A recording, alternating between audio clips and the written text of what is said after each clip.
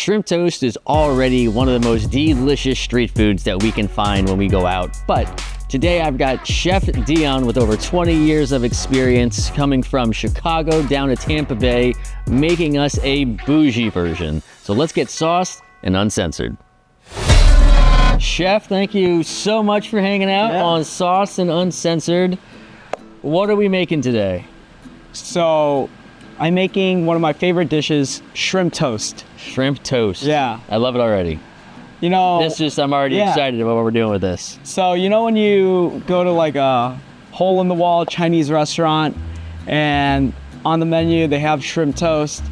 Usually it's like 3 in the morning, I'm drunk, and I'm like, yes, definitely want Sold. that. But I'm gonna make you a much more elevated version of that. Bougie shrimp toast. Bougie shrimp toast. Ready for it, man. Yeah. Ready. So excited. So what are we doing first? So what's on deck? We're gonna make some of the garnishes to go with the shrimp toast, right? Cool. I'm gonna make some scallion ribbons here. Scallion ribbons. So where did this journey begin? Where did your culinary? You're from Chicago. Born and raised in Chicago, yes. And now you're in Tampa. Now I'm in Tampa, yes. So my family relocated here to Tampa in 2016, and when my wife got pregnant, my parents said, "Hey, why don't you move down here? We'll help you out." So you were still up there in 2016. I was, yeah. Okay. And they left me up there, and I ended up getting married, moved to Nashville, helped open a restaurant there, and then my wife got pregnant 6 months into us being there. So yeah, man. Yeah, my parents were like, "Hey, come down here, we'll help you out." Helping out. Oh, Yeah. We meet friends sometimes and Exactly. they've moved, they've relocated, and they don't have family. Oh Yeah. my gosh. It's I can't a even nightmare. imagine it. Can't even imagine it. So yeah, it's been a great journey so far since we've moved here. We've made a lot of great friends, and ironically, some of my friends from Chicago have all moved down here too. Everyone's coming down to Tampa Bay, man. That is funny. So Yeah. were you cooking, and was the culinary the intro to that journey in Chicago? It was. So my parents actually immigrated from the Philippines to Nigeria and lived in Nigeria for 4 years. In that time frame, my parents were doing medical missionary work, and they lived in a small village, and my mom had to learn how to cook everything from scratch, like chasing chickens around, plucking the feathers, everything. Real scratch. Right. So then that kind of passion grew, and she passed that along to me. Nice. And my Were you in Nigeria, or were you born? So I like to say that I was constructed in Nigeria and then produced in America. Got it. Yeah, I was born in Chicago. Man. Yeah. That is so crazy and so cool. Yeah. Like, So did she get any that African kind of cuisine kind of mixed with some of the Filipino stuff? not so much. She kind of really focused on producing more of her, Filipino cuisine, and learned how to bake, and brought kind of those home flavors with her. And then when she moved to the States, my grandmother actually had a catering business that she kind of ran out of her house. Okay. And so I was just constantly surrounded by good food all the time. Man. Our house was always the house where people would come and celebrate parties and things like that. Nice. So unlike your typical Filipino, I kind of went a different route. My entire family is in the medical field, and so I kind of was like the black sheep. But I told my parents, like, hey, you know what? I love cooking, and this is what I want to do. So That's so cool, man. yeah. What is the it's called fufu? I think that's like an African dish. It's an African dish, yeah, Correct. where it's like a little dough. I'm pretty sure. I remember Yeah. it was So that's in kind of like Nigeria their or further. bread. It's like this dough ball that they eat. yeah, you mash it together and then you take Correct. scoops of stuff. Yeah. It's there's so many like fun things to where getting everybody acclimated to stuff. Yeah. I remember here in Tampa, so there was, I don't know if you remember, there was a restaurant called Thailand, and it was on Southdale Mabry, and they were the first Thai restaurant in Tampa Bay. And I met the family, wonderful, wonderful people. They retired and closed a few years ago. Yeah. But when they were originally opened, they were the husband, they weren't married yet. They called it just a Chinese restaurant, but they served Thai food. Yeah. That in the 70s, they're like, Americans don't know what Thai food is. Sure, yeah. And that's how he ended up meeting his wife.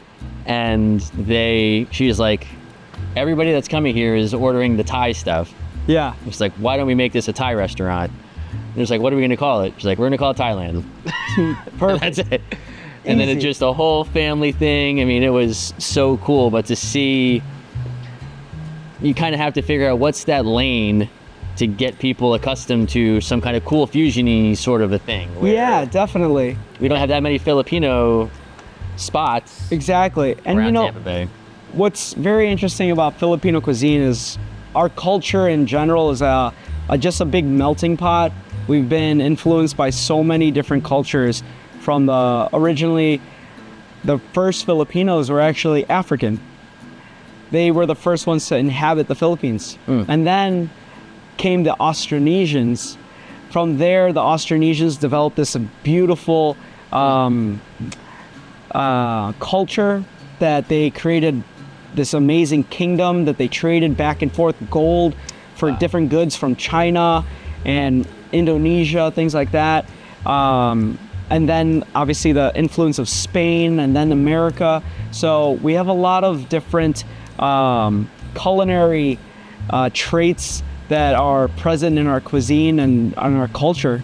Have you gotten to go back there and cook with anybody? So yeah, we got to go back about 2-3 years ago now. Okay. And my cousin, he owns a tourist business, like a fleet of buses, Tour if buses you will. And stuff, yeah. Yeah. So, and his wife owns a tourism agency, so they just hooked us up with all these cool little spots to go and all this great food. It was amazing. That's awesome. Yeah. So cool. Yeah. Boy, oh boy. Start making ribbons. You say ribbons, I feel like it's gonna like turn into something fancy, but all right. So this is just for the garnish.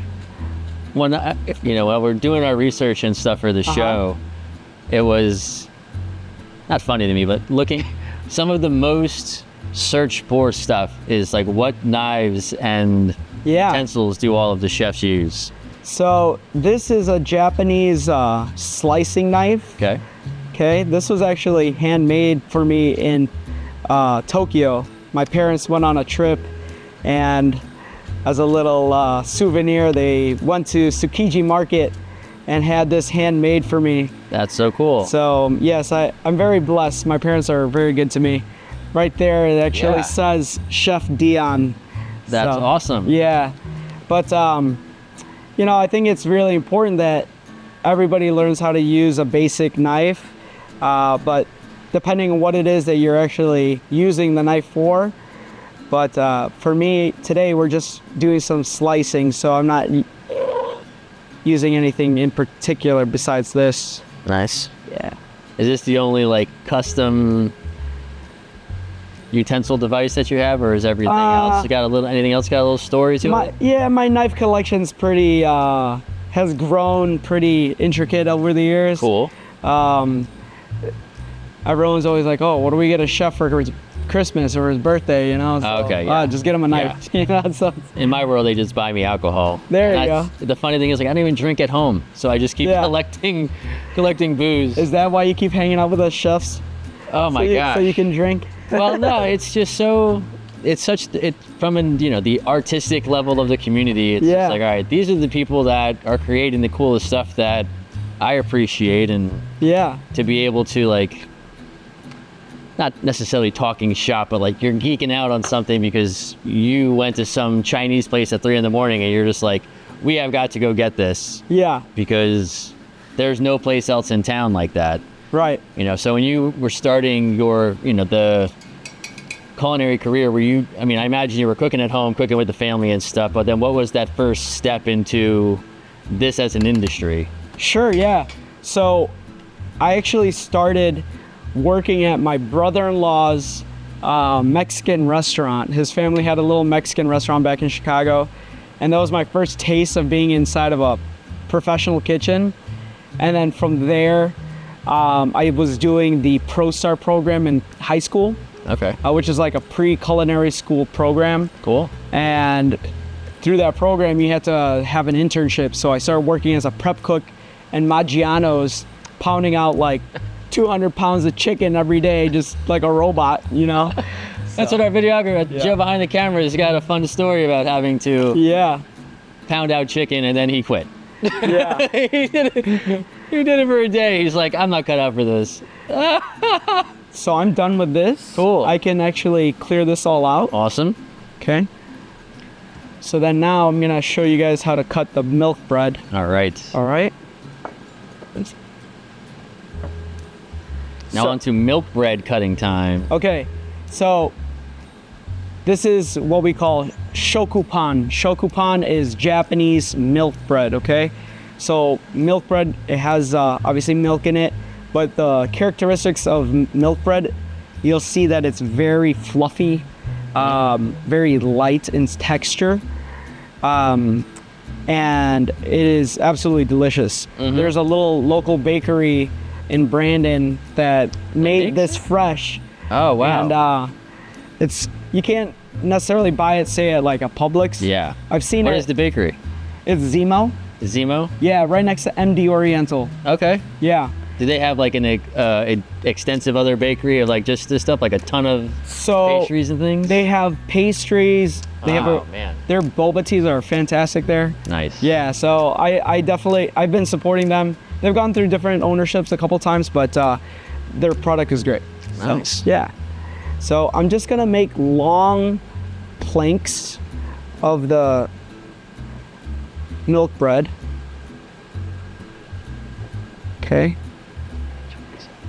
And then Joe, if you want, you can taste this. Oh, I'd love to taste it. Yeah, we can actually turn this down low now. Cool. Yeah. So that way you understand what milk bread tastes like. Oh, I understand it and I love it. Yeah. Super fluffy, light.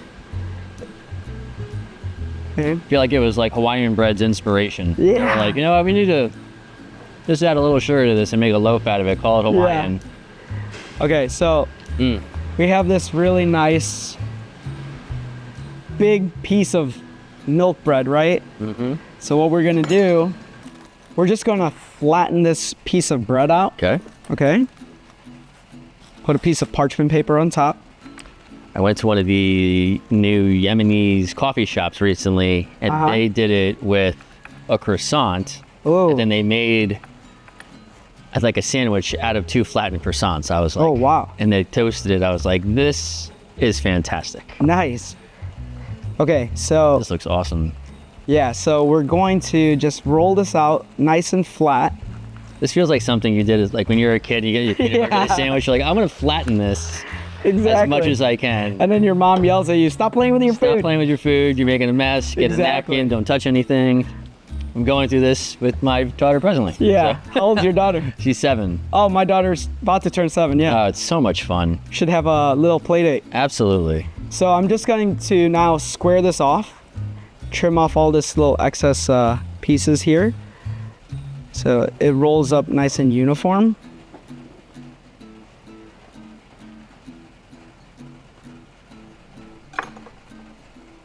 Okay. Nice. So then Accidentally snack on these little pieces of bread here. There we go. that was my dog last night at 4 in the morning, just begging. Oh, Okay. so being in Chicago, Yeah. what is your favorite restaurant? Like when you go to Chicago, you're going back, man. where do I have to go? So when I lived in Chicago, I lived downtown for over a decade, and I would frequent Chinatown a lot. Surprise, surprise, I'm Asian. I like Asian food, but it's cheap, you know? But anyways, every time we go back to Chicago, we always go to this one restaurant called Hing Ki. Okay. And they were the first place to like really bring soup dumplings to the city. Okay. Everything handmade, hand pulled noodles. Nice. Dude, and it was so cheap. It was awesome. We would go there all the time. I love soup dumplings. Yeah. But this dish that I'm making is actually an inspiration from my mentor from Chicago, Tai Dang. Okay. And he is this amazing chef, James Beard nominee multiple times, has 2 killer restaurants. So if you're ever in Chicago, go check him out at Haisu. Okay. Or his brand new restaurant, Crying Tiger. Okay. Killer, right? Nice. But yeah, he's the one who really taught me how to take Southeastern Asian flavors and techniques and apply French technique to it and really elevate that kind of cuisine. So one of just like the cool things that I feel like is just not universal, but I feel like Yeah. every chef that we end up hanging out with, and that the reference to the French techniques, Yeah. and then how it's getting integrated within whatever the cuisine is. Right. Where I feel like it's just an interesting thing because you can, if you don't know it, you might just like I'm not classically trained in anything, but like I'm sure Yeah. I'm doing things that are French Yeah. or that were developed as French techniques, but Yeah. you know, you're not associating it to that. So like what would an example of that be? So like, all right, how is this Frenchness now? So none of these ingredients are French, right? Yeah. But in the preparation and the execution of how I do things is French technique, in the sense that the term mise-en-place, if you've heard that before. Yeah, of course. Mise-en-place literally means everything in its place. It's your preparation for success. Yeah. And it's the meticulous nature in which you do things, right? Yeah. So everybody has their own kind of cooking style and little flair to do things, but the basis of all that, the mise-en-place, is key to is the Making success. everything work. Exactly. And I imagine like to be doing it in a high volume Yeah.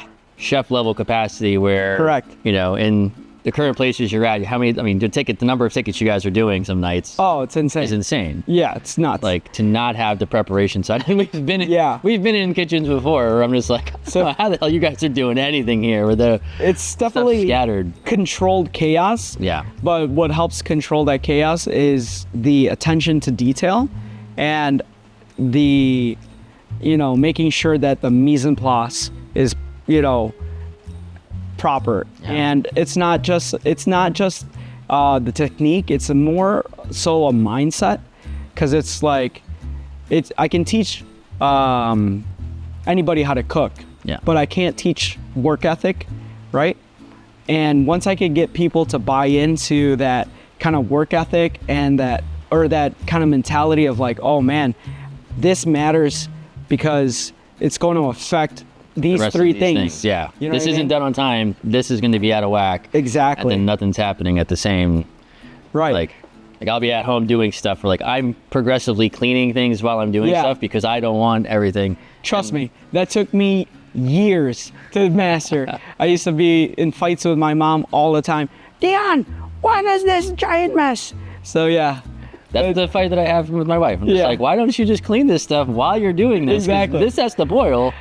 What are you doing? Yeah. And now there's 1,000 things. But now it's like my wife and I have this deal. Whoever cooks, the other person cleans. So usually I'm cooking.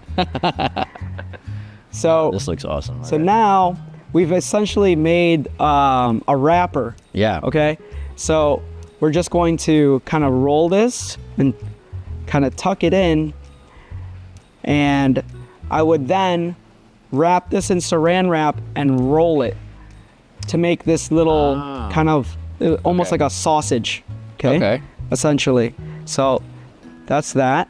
It's a little example side. We have Exactly. our live action stuff going on over here. We From came there, prepared. we would then steam it for approximately 20 minutes, 15 to 20 minutes, just until the farce in the center sets. Okay? And we get these really beautiful kind of sausages almost, if you will. Okay? So now we are just going to remove it from the plastic, and you'll see after steaming it, it has set boy.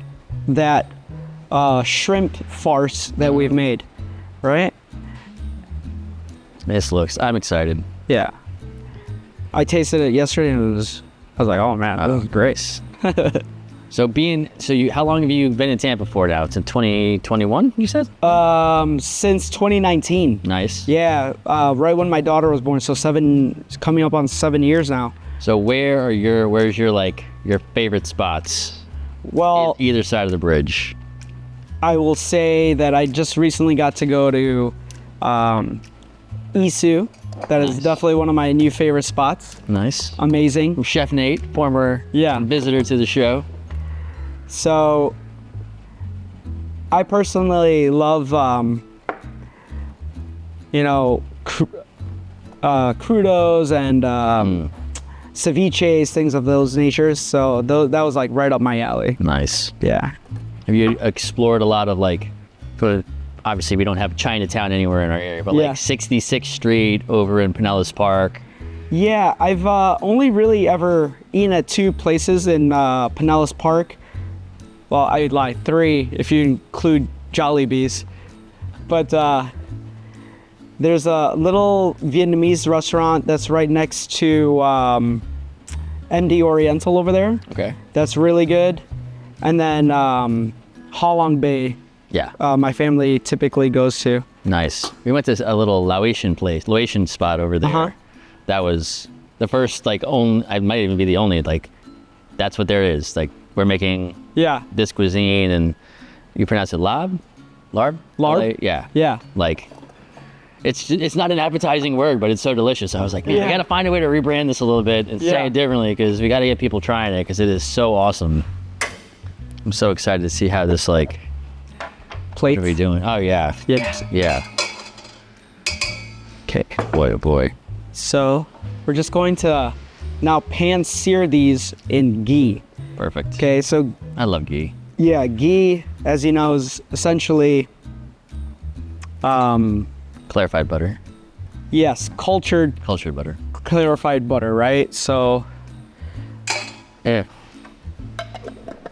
has a so why would you use ghee rather than a butter or other?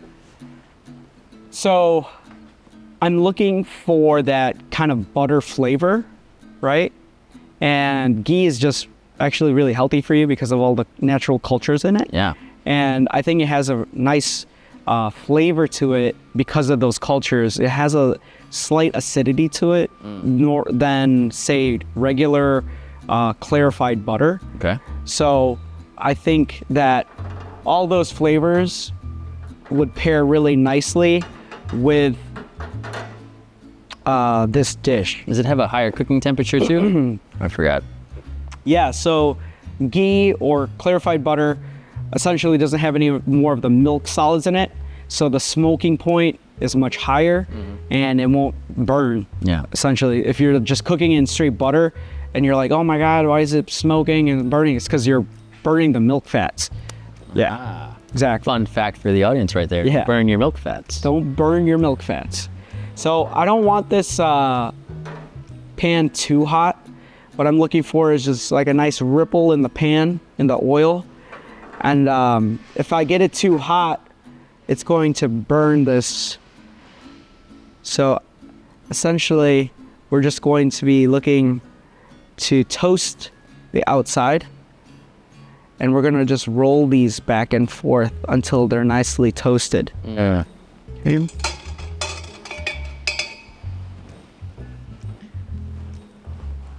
So from a training standpoint, you did the Maggiano's internship side of things. And then where did the evolution continue on from there? Okay, so from there, I went to culinary school at Kendall College in downtown Chicago, got my bachelor's in culinary arts there. While I was going to school there, I was doing my internship at Takashi, which was a French-Japanese restaurant, 1 Michelin star. From there, I worked for my mentor, Tai Dang, at his first restaurant in Baya. And then I've worked at other Michelin star restaurants, Green River, all over the place. I've worked for so many different restaurant groups through the city. And from there, I just, got exposed to different cuisines and different techniques, things like that. Did you have any like defining like experience at any of them, or it was like a little light bulb went off around like the way that you do things, or you obviously referenced the mentor multiple times, but 100%. Working for Thai definitely molded me to the chef I am today. I definitely did not appreciate it at the time. I was this young, dumb. Yeah, we're young. Yeah, young people, we're not appreciating full anything. of enthusiasm, 21-year-old, right? And then I got all these ideas, guys. Yeah. It's going to be awesome. And, he was just trying to instill this work ethic into me and this, the importance of mise-en-place, right? Being organized, being prompt in time, and being a man of my word, right? So, which is a tricky look. I mean, it almost sounds basic, but especially I think in the hospitality world where I've been, fortunate to hang out with many people over 15 years, and it's like you have the people who, like, they don't even have watches. They don't know what time is. Yeah. And they're like, let's have a meeting at XYZ, and I'm like sitting there for an hour. Yeah.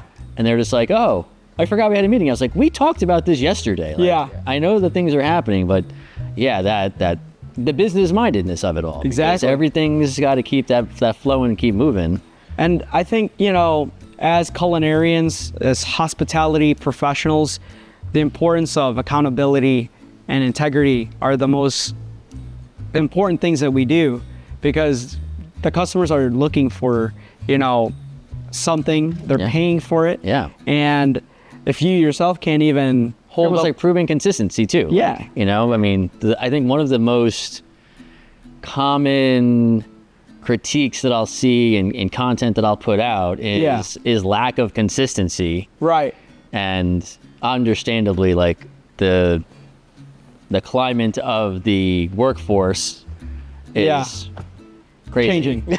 Crazy. Yes. Man. Obviously, there's a lot of change happening, right, in our industry.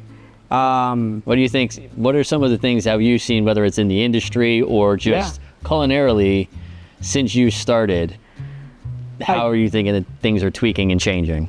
What I like to see, what I've liked that I have seen is that, the craze about molecular gastronomy has kind of toned down, and people are kind of going back to the roots of like almost primitive cooking, live fire cooking, which is my favorite way of cooking. Okay. But I still think that there is definitely a use for modern techniques, right?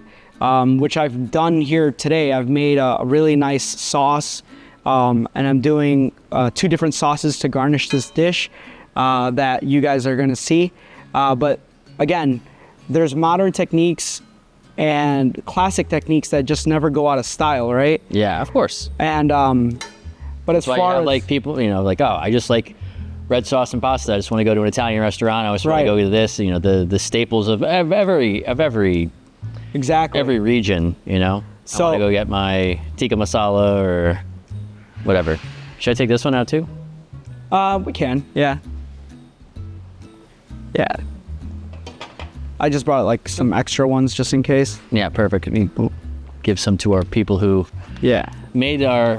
We always have a little bit of extra to thank our friends at the Appliance Plug for making us this amazing set. So they built this for us. Shout out to Mike and his amazing team here. This thing was fully customizable. We got the 2 burners, we got the flat top, we've got a bunch of stuff here. Like, I need this at my house. And that's what he said. He's like, man, I could totally get this thing customized, and you can do whatever you want. If you don't want, you can have 1 burner and a sink. You can have whatever you want to build in here. I love that. And he's like, durable for outside. So we were just like, dude, thank you, and thanks for hooking us up with the set. That's amazing. One thing that I see, and it's hard to not, I'd say, get frustrated, because you guys are all doing such amazing creative things. Yeah. But I understand the lack of time when you're doing, like, you can't be like, all right, I need to video this stuff. Like, the chef's presence in the world, chefs, mixologists, like the level of creativity is so fantastic. Thank but you. so few are like, I'm gonna lean into being my own marketing person as far as like showcasing those talents and skills. And we've been trying to figure out like how can we support that. Yeah. And that's why partially we're doing the show, giving everybody a little bit of time in the spotlight. But yeah, and I think that's why it's so important for us culinary professionals to have connections like you, to help us get out there in the world. Because to be honest with you, you know, we get so caught up in the day-to-day grind of like, oh man, I gotta worry about my labor costs, I gotta worry about my food costs, and next thing you know, you're like, oh man, it's 3 a.m, let me eat some ramen noodles real quick and go to sleep. You know, it's like last night, you texted me this morning, you're like, can we push this back a little bit? I was like, dude, we got stuff all day. Yeah. What time did you get home last night? At 2. At 2. And I went to sleep at 6. On a Sunday. Like, no, what is it? Today Tuesday? Today's Monday. Today's Monday, yeah. Today's Monday. So yeah, a Sunday night closing down. Yeah. And the trickiest part that amongst the 100,000 other things that have to go right in a restaurant for someone to have that experience, like that staffing management, that cost management, because you can go crazy and you can be like, dude, we can make something that's going to be like mind-blowing every time, but you don't want to pay a mind-blowing price every time. Exactly. So how do you balance that out? How are you kind of calibrate what's going on? So, you know, learning those things has definitely come over time, working for the different chefs that I've worked for, the different companies, and learning how to be cost effective, right? It's real easy to be the most creative person, like, oh man, I'm gonna use caviar and everything. But then at the same time, like, are you in this business to just be an artist, or are you in this business to make money, right? Yeah. So it's about finding that proper balance. And for those chefs who work for companies like myself, finding a company that has the same kind of values and mindset that you have, that, you know, okay, I'm not going to, you know, necessarily give up all my values on the quality of product just to make $1, but at the same time, we're going to make the right business decisions in order to make the most profitability. Yeah. Right? So I think that is really important. And for young chefs out there and people just getting into the industry, the line cooks who are looking to get into the sous chef role, right? Those are the things that are going to take them to the next level. Understanding that business aspect of things, because it's really not all about cooking. It's about being a leader. Not at all. I think that's probably the most frustrating part for people who are just like, I want to be a chef and I love to cook, where it's like, okay, well, do you like business administration? Yeah, do exactly. you like hiring people? Do you like training people? Exactly. And so much of it to where, and look, I've been saying this for the last 20 years when I'm working with any types of companies, is like, look, you've opened this business, but you've opened a marketing company. Exactly. I don't care how good this is. Like I talked about this spectacular barbecue place in St. Pete. Yeah. Treehouse Barbecue. I just saw that video. Dude, like talking about the primitiveness, the purity of things. Like Mike nailed it. Yeah. And like every person we were only there for like 40 minutes. And every time somebody was getting ready to leave, they were coming in like, dude, that was the best I have had in so long. Oh man, that sounds amazing. Man, we got these huge look at them. Monster shrimp in this guy. Shout out to Local Foods for hooking it up. Thank you so much, Local Foods. Courtney, John, and the whole team here for supporting our show, giving us the ingredients to do these amazing hooking us things. Up with these huge U4s, right? So thinking to myself, this would be a kind of blasphemous to just only do a, you don't have the appreciation for this shrimp that's in here. So I need to showcase a little bit of the shrimp itself. So we're just going to do something very simple, and we are going to season this very lightly, and we're going to just actually top the shrimp toast with some of the actual shrimp itself. What is the... Do we know the origin of these? These are black tiger shrimp. They are farm raised, and that's all I'm gonna say on them. Yeah. But I remember where I was going with it, and you mentioned into the local food side of things. So the cool thing that we've been a part of and kind of focused on ourselves really over the last year and how we're working. I think that turned off. There we go. Is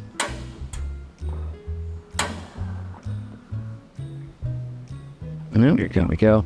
Is how there's obviously so many vendors that the restaurants are working with, and people like Local Foods have done a spectacular job as well because they've created their Eat Local Florida page. Yeah. And how do they get to work with, support the restaurants and things like that? And the difference of what, most restaurants, I'd say most, like 90+%. I mean, we've created these relationships now with merchant service companies. Our guys, one price swipes, and no one wants to talk to a merchant processing company. They're you're not dealing with them. There's somebody else getting 100 calls a day. Saying, hey, will you use us? And the answer is just no. Like, it's not broken. We don't really need to do it. But it's like now we've created these relationships where if you're using Local Foods, if you're using one price swipes, if you're carrying different beverages, like they are the ones paying us to come in and do marketing to where like turn the people who are like merchant service companies are just printing money.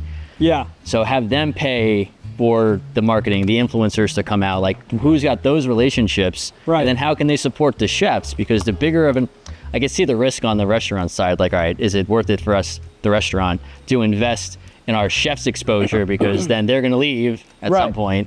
So we've invested in an asset that's leaving us. But the concept of what are the vendors that we're using and then how are they gonna support the promotion that we have, and continue to lean into that. Wow, these shrimp are huge. They're huge, but they're turning this beautiful pink. It looks like underneath them. Like, oh man. So, wow. We just want to cook these very gently. I'm not trying to necessarily do too much to it. I literally just added some salt and some pepper, and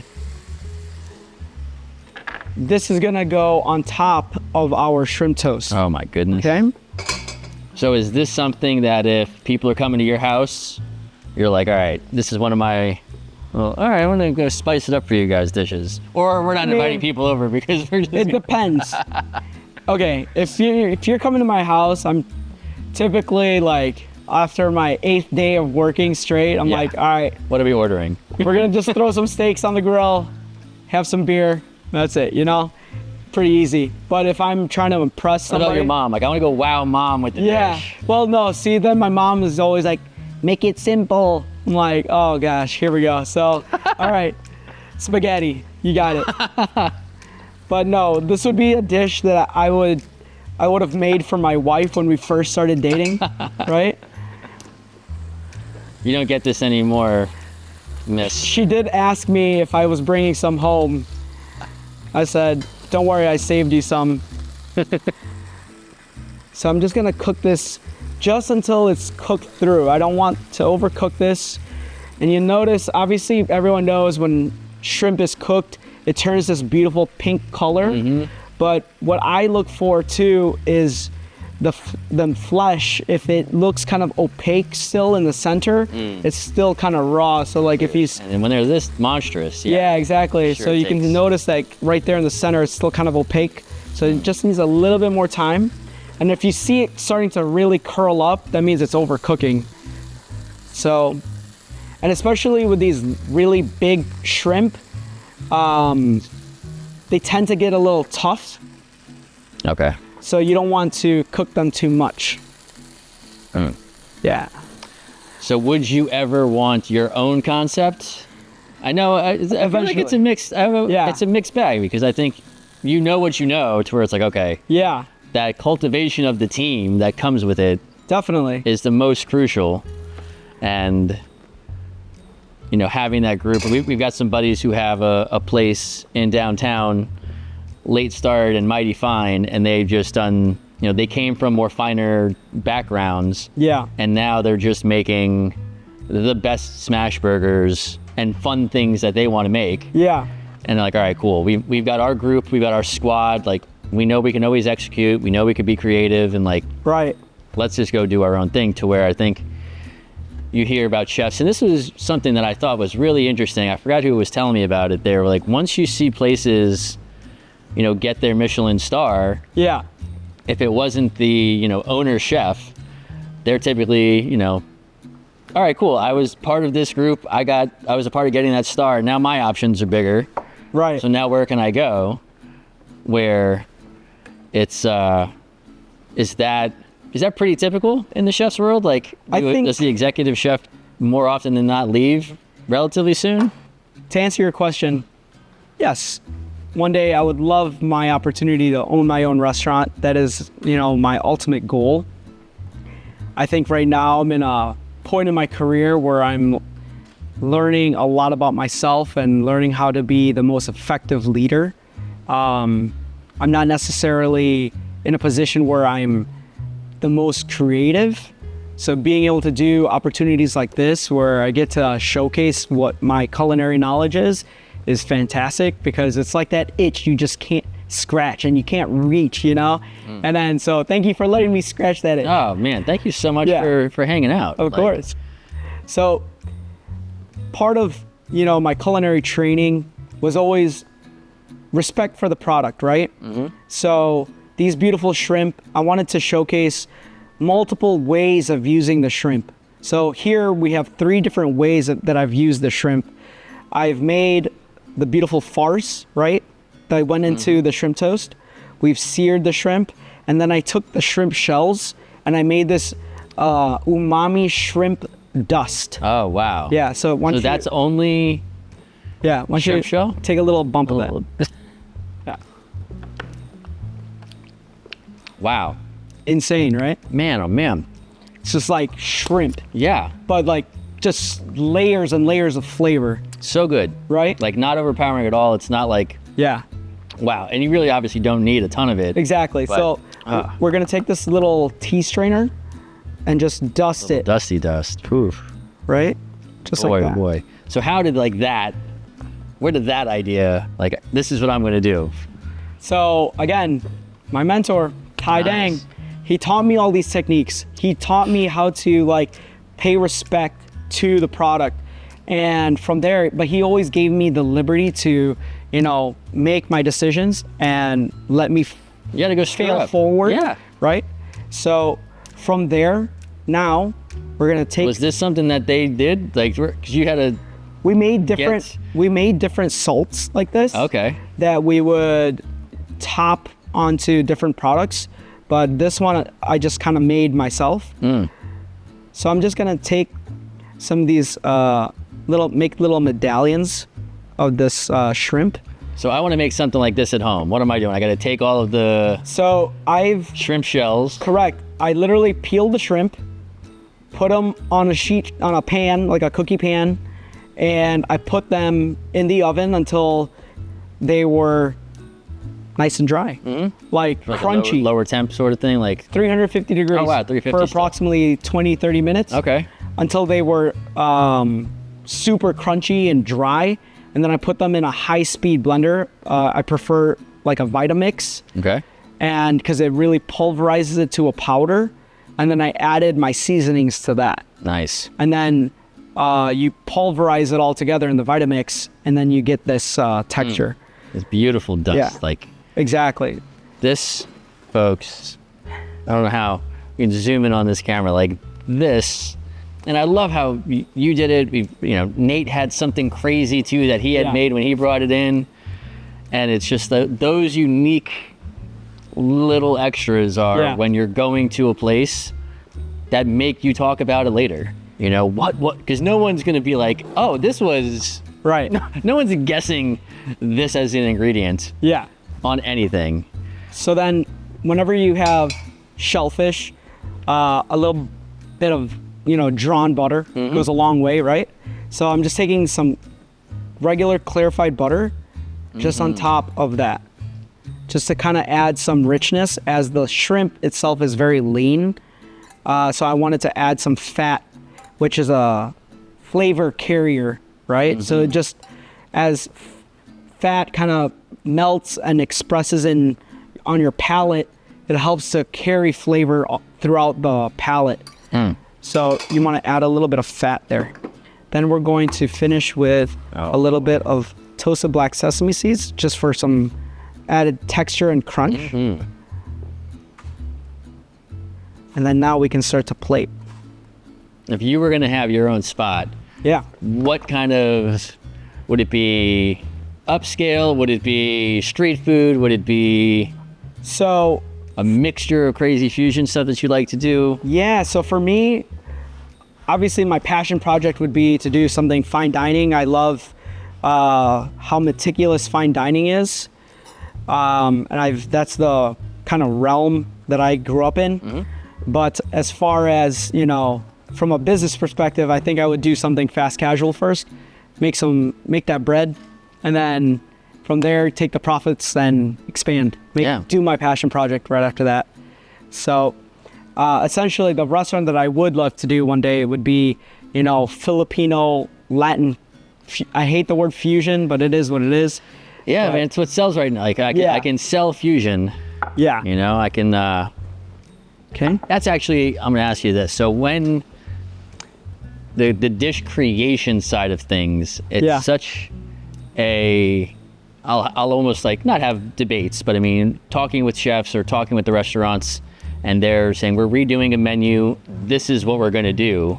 Yeah. And it's a challenging thing to have something like, okay, that's gonna be delicious. Yeah. But like I can say like I can't sell that from a social side. From like, all right, it's not a headline catching thing where I don't know how much of that thought goes into menu creation side. 'Cause I've had a few conversations in the last few months, and the places are telling me what they're gonna do, and I'm just like, guys, like it doesn't sound unique. Yeah. I know that it's gonna be good, and I know it is unique, but all of the language of which we're using, like it's something about tacos. Like, we have plenty of tacos. There's no shortage of tacos anywhere. Yeah. So how do we spin this?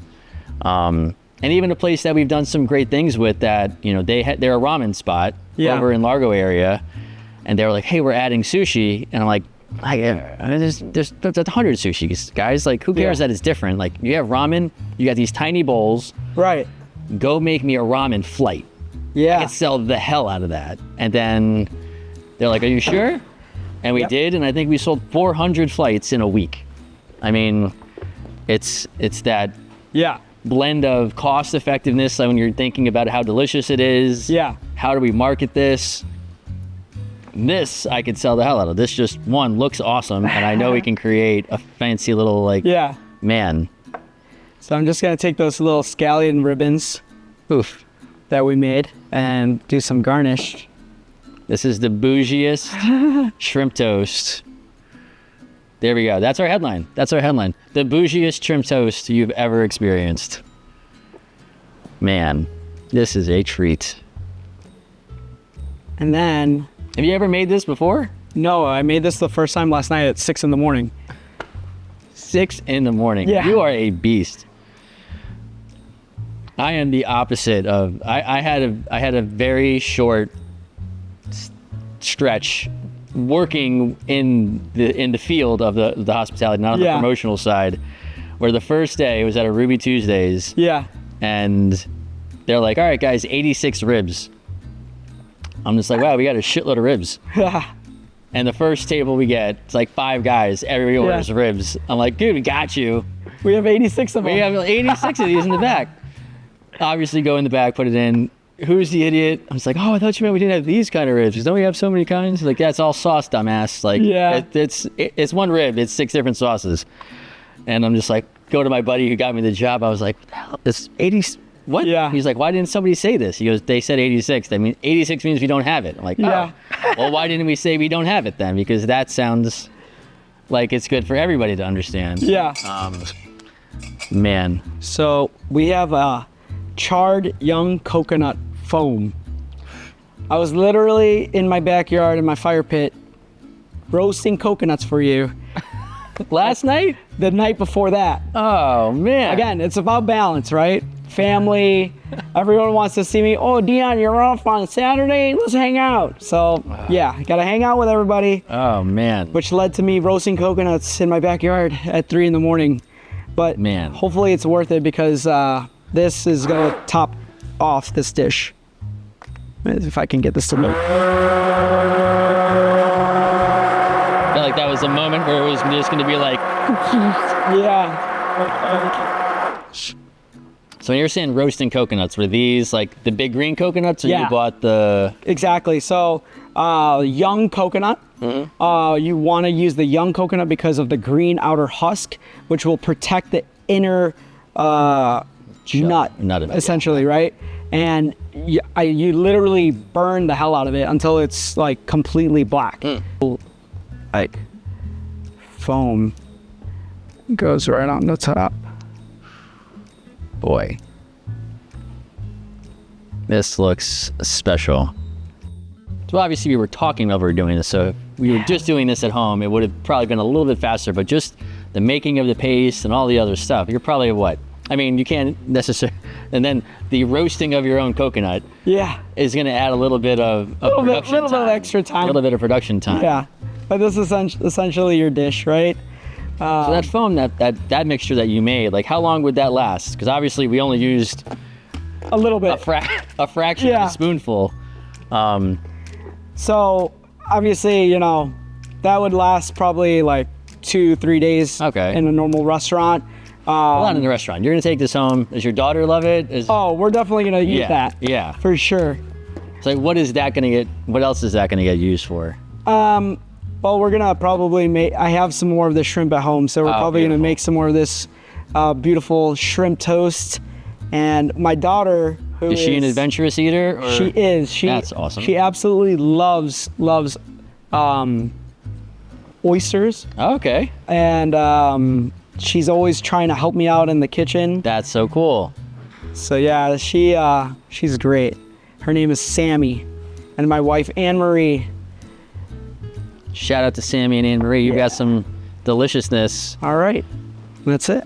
Oh boy. Favorite part of every show, obviously. Now we get to go into this. Now I took a little dab of this passion fruit. Like this sauce by itself, you're just. And Joe behind the camera is guilty of this. Like, we'll have a sauce, or he'll make a sauce. And he's like, we need to bottle this. Yeah.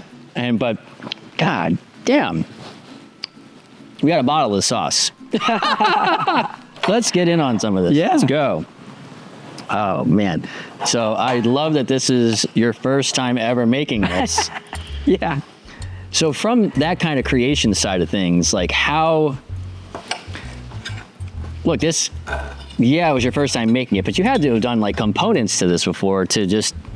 I've done. What got you to this, I guess? Sure, yeah. It sounds corny, but how's that?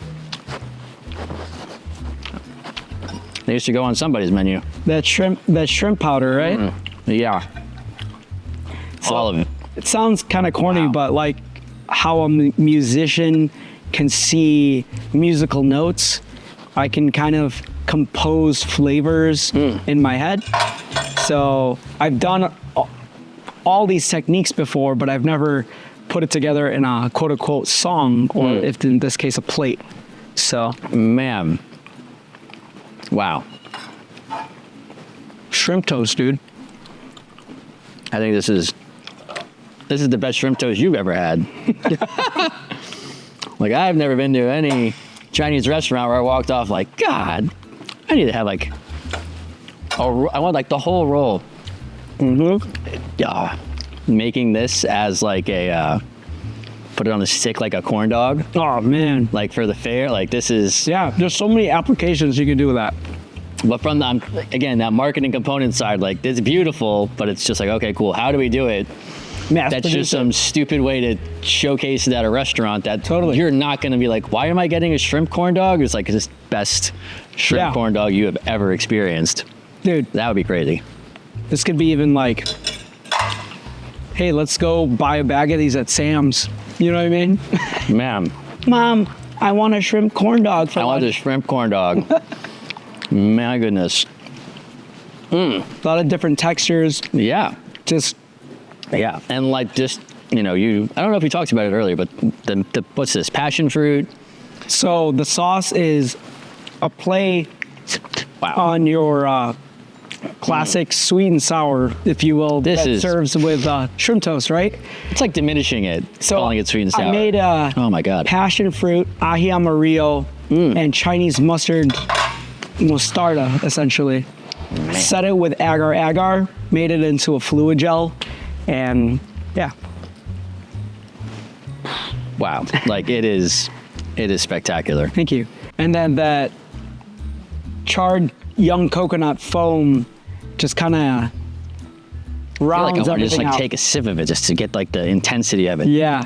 Man, I love like, and I don't think having the things deconstructed so you can taste all of the little components to it, but then, you know, I love that scene in Ratatouille, which you've seen. Where, Yeah. you know, he's just like, all right, It's eat the lightning in me. strawberry, Yeah. eat this, eat them together, and then the explosions come. Yeah. And like this couldn't be a better explanation of that. So, Thank you. man. Yeah. I mean, that's definitely our favorite Disney movie in our house. Nice. But Have you taken her on the ride? oh Yeah? yeah, all the time.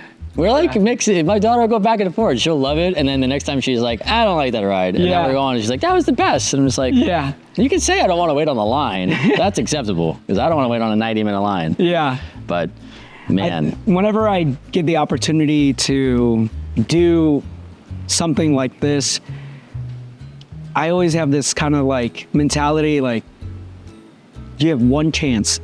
You have one chance to kind of blow their minds. So I try to pack as many techniques and flavor Yeah. in one bite without it being too like gimmicky. So if this was on a challenge show, I want to taste it, whatever beats it, because I don't think it's there. Like, man, like just the way that you have used shrimp 3 different ways. yeah. Poof. I love those types of ideas and challenges. Thank you. But let's talk a little bit about this, you take another bite if you want your food. Yeah. Man, this is some good.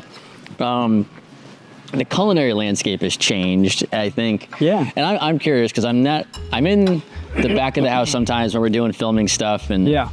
you feel like everybody just maybe tones it down while you're back there, but you go from those days, those early, you know, when the TV shows were popping, the Bourdains and the Ramsay stuff, where it's like just everybody's screaming in the kitchen, and it just looks like a aggressive environment where, Yeah. how is that still kind of a thing, or has it like just been minimized because of how sensitive we have to be around people and their feelings, and we Well- can't call people out for fucking things up? Like, Yeah, you know, I think you're right in the sense that this industry is definitely changing.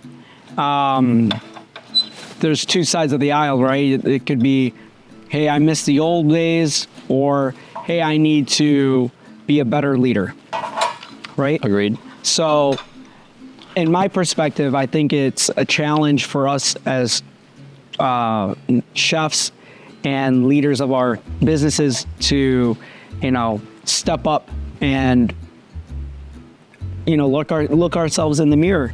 And Look, I'm not advocating for the context of the screaming side. Look, Yeah. there's far more effective ways of communicating. there's plenty of people out there who will say, I have been a tyrant in my day, right? Yeah. But every day, you know, I wake up and I ask myself, how can I be just 1% better than I was the day before? And again, you know, the culinary aspect of things tends to come pretty naturally to me, but the leadership side of things is a daily growth for me. And that's why I'm very blessed to be where I am right now. And I've built this amazing team around me and this amazing work culture. Nice. Yeah, at the end of the day, cooks and chefs will always be pirates. Like, we're a bunch of misfits. Yeah. And that's kind of why we thrive in this sort of environment, because to be successful in a restaurant, there needs to be some sort of structure where a lot of culinary professionals, their outside life may not have so much structure, Yeah. right? So, And speed and Exactly. the chaos behind it, and you're in the weeds, and like, Exactly. 10 new tickets came in, someone screwed something up. Yeah. Like, So I think it's really important for us as culinary leaders to learn how to relay the message in a more positive and effective way, where we are getting the most out of our,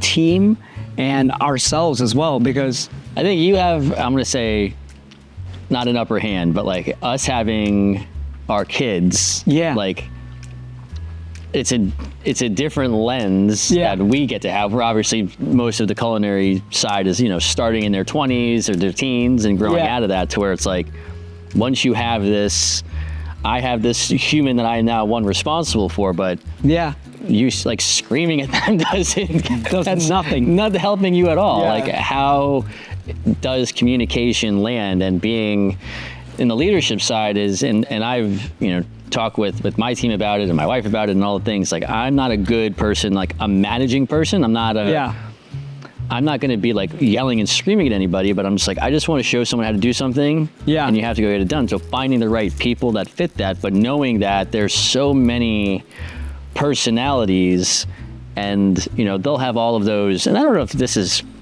really, restaurateur zone probably to use like the STEM assessments and all of these different personality assessment things, to be like, okay, what's the best personality type for the grill and the line? Like, how does that all sort of differentiate between people, and what are the communication methods in which you're able to identify that team is? Because it's definitely a challenge building the culinary team. It's everything. Putting the aces in places, if you will, right? But a lot of times it's like, oh man, we got 400 people on the books tonight. We need, John Doe over here, Lady Jane over here. And it's just like, and John calls out sick, and Lady Jane's like, oh, not feeling good today. So it's about, identifying people's strengths and not necessarily exploiting them, but putting them in the best position to succeed. Right. Putting them in a position where they can thrive and grow. And or they decided to put me, after my 86 experience, was the guy moving dishes to where the dishwasher was. They're like, this is what you seem to be best suited for. Right. We don't need you taking orders. I've been very fortunate to work with some really great leaders who have, helped me identify my traits that are not so productive, if you will, and help me learn how to be more, savvy when I talk to people, and identify my triggers, if you will, so that I'm not blowing up on people and like, okay, let's take a step back. Let's assess it and analyze this situation, and let's attack the problem together as a team. And you may not be the best person at this job, but I'm going to help you get to that next point A from point B. And we're going to succeed together.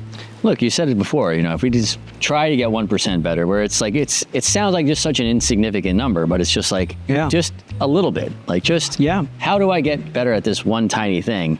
But if you don't know what those things are, to just say like, I just want to get better today, like, okay, what does that mean? Exactly. And that's kind of, I think, where having that leadership side and the ability to help navigate someone to that. We hung out with a young guy on another show that we're doing, and had some videos over the time, got 800 million views. Holy cow. And made nothing. Wow.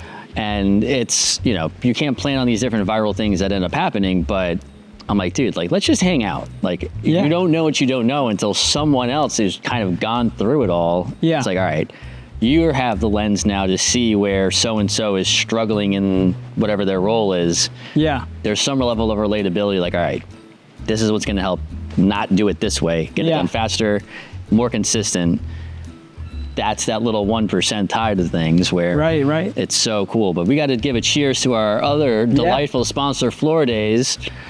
Fancy, delicious. You can have 5%, not 5%, 5% THC we'd be high as hell right now. It's only 5 milligrams, and we split it. So we're give me more shrimp toast. Man, I love the coconut. but they're all awesome. And we appreciate your support, Floridays and Noi and the whole team over there. Thank you so much for helping us and supporting the show. So bringing it back to that tyrant level thing, because there's, you know, depending on when you see this, the Noma thing that was kind of going on where he's getting, you know, put on blast around being that character. Right. But do you think that character was, if it was 15, 20 years ago, would that have been just like, that's just the kitchen? Or is it a little extreme? Well, when I went through my culinary training in culinary school, I literally worked with old school French chefs like that. And as I progressed through my career and the culinary industry has changed, it's gotten a lot more, you know, sensitive. But I think, again, it gives us an opportunity as leaders to be aware of, you know, our own emotions and other people's emotions. Whereas before it was just like, hey, it's my way or the highway. Because I remember being berated and being things thrown at me. I remember if I didn't have a towel in my hand, my teacher would come up and torch my handle so that you would learn if you grab the hot handle. It's like, okay, I never go anywhere without a towel on me now. You know, it's like, it's ingrained in me. Yeah. But, you know, I think it's our responsibility now, if we want to survive in this industry, that we need to, you know, adapt to the times. But unfortunately, you know, I think we as chefs are very passionate, and at times it comes out the wrong way. So it's unfortunate. Yeah, no, it's a constantly changing world, but man, cheers again. Thank you. Cheers. So much for hanging out. Yeah. Appreciate you. Look forward to the journey. Thank you. Catch some more action right here on Sauced and Uncensored, where we are just hanging out with the most amazing people in the culinary industry all over the country. Have an awesome day. Great. Thanks so much for tuning in. We've got our next episode right here. If you have any questions, just leave us a comment and don't forget to subscribe.